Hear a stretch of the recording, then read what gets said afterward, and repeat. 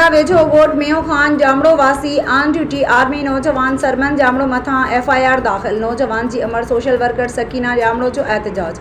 तफ़सील मूजिब बगड़ा वेझो ॻोठ मेयो खान जामड़ो वासी ऑन ड्यूटी आर्मी नौजवान सरमन जामड़ो मथां गंबड़ थाणे ते FIR पिस्टल समेत दाख़िल करे छॾी। नौजवान जी अमर सोशल वर्कर सकीना जामड़ो एहतजाज कंदे साफ़ इन ॻाल्हि आईंदे छो आहे त सियासी माण्हुनि जे चुर्च ते आवाज़ दॿाइण लाइ मुंहिंजे पुट ऑन ड्यूटी सरमन जामड़ो ते गंबड़ पुलिस पिस्टल समेत कूड़ी FIR दाख़िल करे छॾी आहे। मुंहिंजो पुट महीने खां ड्यूटी कंदड़ आहे ऐं पुलिस हिते मौजूदगी ॾेखारे कूड़ी FIR दाख़िल करे छॾी आहे। IG Sindh DIG Sukkur SSP Khairpur खां मुतालबो कयो आहे त बदमस्त SHO पैसनि जी लालच में मुंहिंजे पुट ते ऑन ड्यूटी सरमन जामड़ो मथां गंबड़ दाख़िल थियल FIR बाबति शिफ़ाफ़ इंक्वायरी कराए इंसाफ़ कयो वञे। ॿी सूरत में गंबड़ पुलिस जी नाजाइज़ ज़ुल्मनि ख़िलाफ़ एहतजाज कयो वेंदो।